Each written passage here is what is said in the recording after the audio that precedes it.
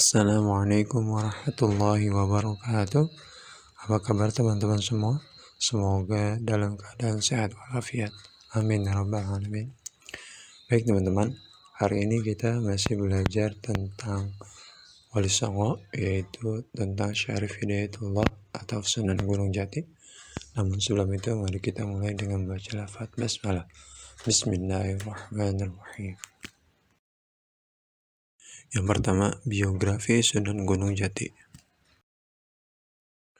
Sunan Gunung Jati atau Syarif Hidayatullah lahir 1448 Masehi.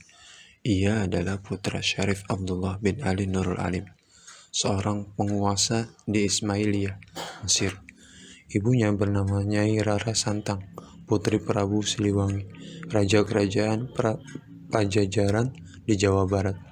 Silsilah ayahnya tersambung dengan Rasulullah SAW dari jalur Zainal Kabir, keturunan Zainal Abidin dan Imam Husain bin Fatimah, putri Rasulullah SAW. Sejak remaja, Syarif Hidayatullah tumbuh besar menjadi sosok yang rajin membaca, hingga suatu hari menemukan pesan ayahnya agar ia mempelajari ilmu Rasulullah. Namun, ilmu tersebut akan didapatkannya setelah ia melakukan perjalanan ke satu tempat. Dan inilah yang menjadi titik awal pengembaraannya menuntut ilmu. Keinginannya untuk memperdalam ilmu agama mengantarkannya berangkat ke Mekah sebagai tujuan utama menimba ilmu. Atas izin ibundanya, ia berangkat ke Makkah, kendati ayahandanya sudah wafat saat masih kecil. Mengawali dakwahnya, Syarif Hidayatullah berperan sebagai guru agama menggantikan Syekh Datu Kafi di Gunung Sembung.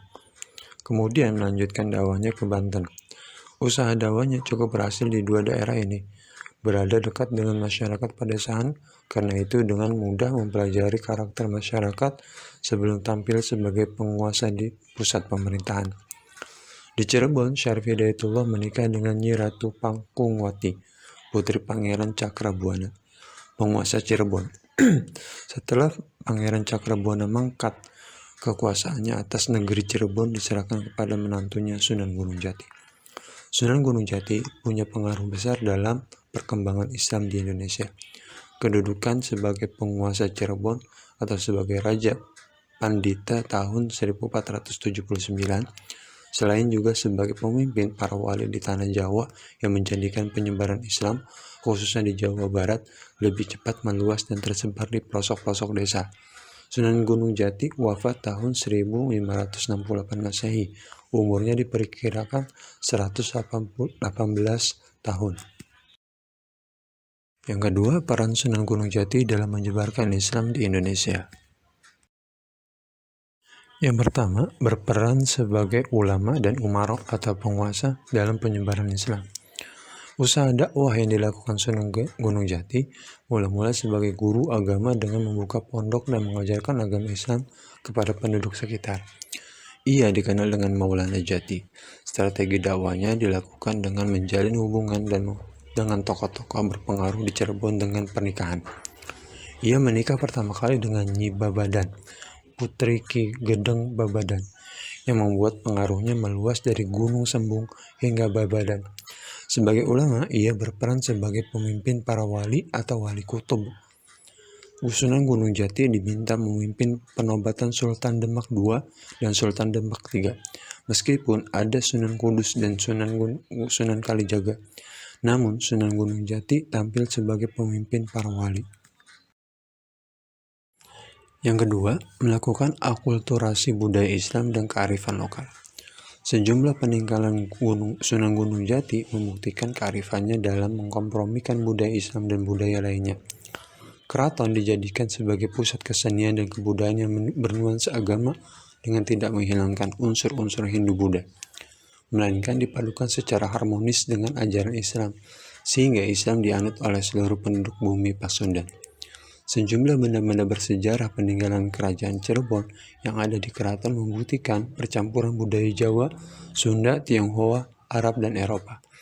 Hal ini dapat dilihat dari gapura, tugu batu, linggayoni, piring-piring keramik dari Tionghoa, meja kaca gaya Prancis, dan lain-lain, menunjukkan nilai toleransi terhadap kebudayaan lainnya. Yang ketiga, sikap positif dalam pribadi Sunan Gunung Jati.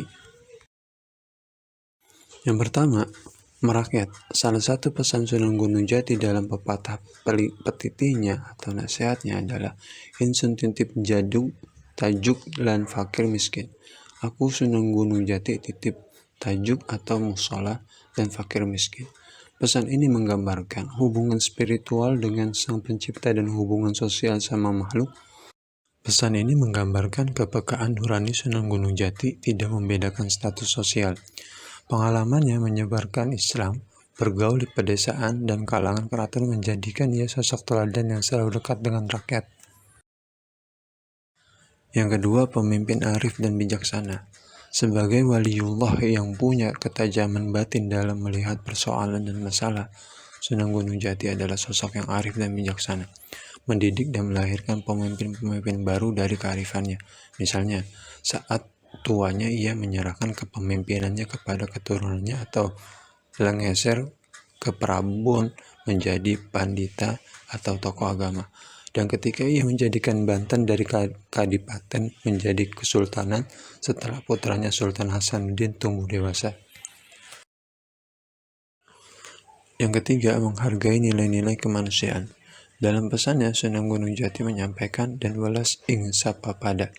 Hendaklah menyayangi sesama manusia, yang menggambarkan ia adalah sosok yang menghargai nilai-nilai kemanusiaan, menghargai hak-hak orang lain, dan persaudaraan yang didasari kasih sayang di tengah keberagaman budaya dan etnis. Yang keempat, santun dan toleran.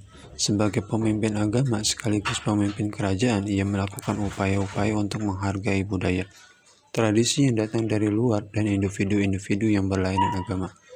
Dari kebijakan politiknya, ia menjadikan pelabuhan Muara dan Talang, dua pelabuhan zaman Kerajaan Cirebon, sebagai pelabuhan yang terbuka untuk semua etnis dan suku bangsa. Begitu pula toleransinya dalam dibuktikan dari arsitektur peninggalannya yang mengkompromikan berbagai budaya Jawa, Sunda, Arab, dan Tionghoa. Baik teman-teman, sekian materi Wali Songo. Mudah-mudahan teman-teman dapat memahaminya. Langsung saja kita tutup dengan baca lafaz hamdalah. Alhamdulillahirrabbilalamin. Assalamualaikum warahmatullahi wabarakatuh.